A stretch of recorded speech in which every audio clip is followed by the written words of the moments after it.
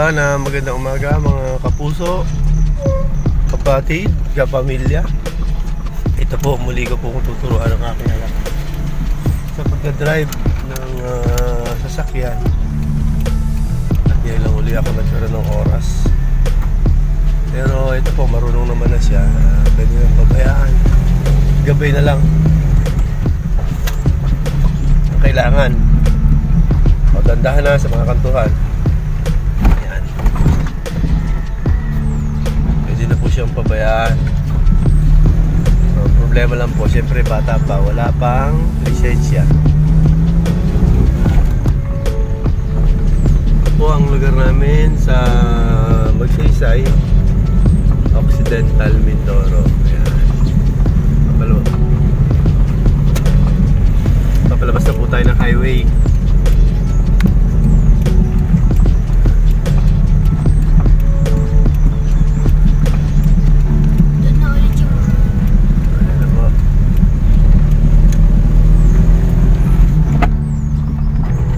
Oops. Ayan na, kantuhan yan anak.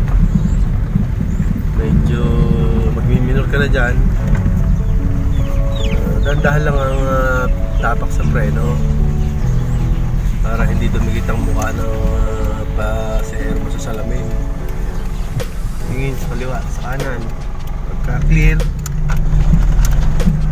pasok. Ito na po. Ito na po ang plaza ng Magsaysay, Occidental Mindoro.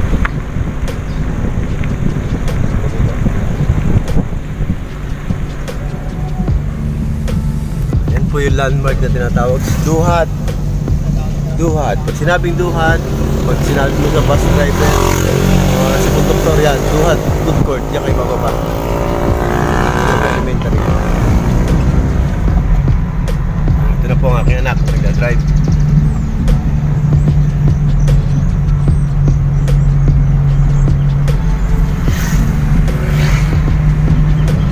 Mikael, ang aking pangatlo anak.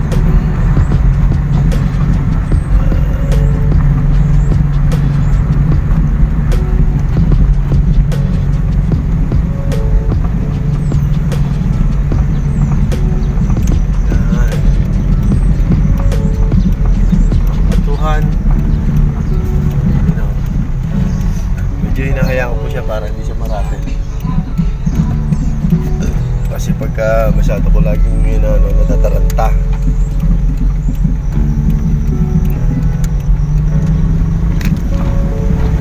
Ayan, kung sino pong gusto magpaturo, available po ang inyong lingkod. Dito lang po sa Magsaysay.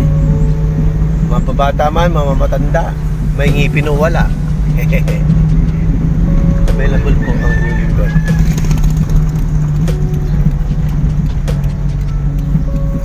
Sa pagtuturo po ng pagdadrive. Tayo po ay professional driver license.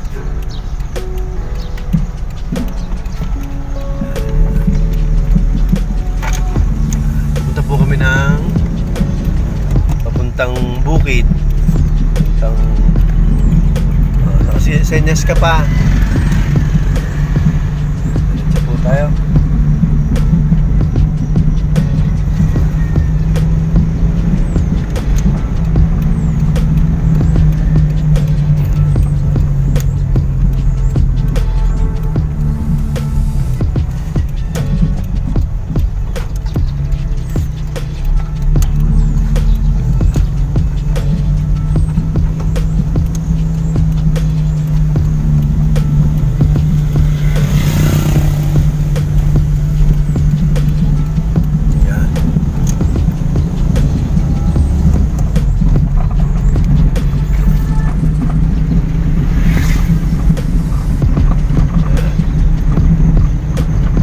Dinaig niya yung mga kuya niya. Mas nauna yata siya matuto mag-drive ng 4 wheels. Siyempre si Bunso, pagdating ng panahon, mag-aaral din, mag-drive. Bata pa kasi yan. Dandahan na, may baka, ayan o. Guys, dito lang po muna at tututukan ko muna siyang mag-drive. Kailangan din ng guidance ng magulang. Bye bye guys!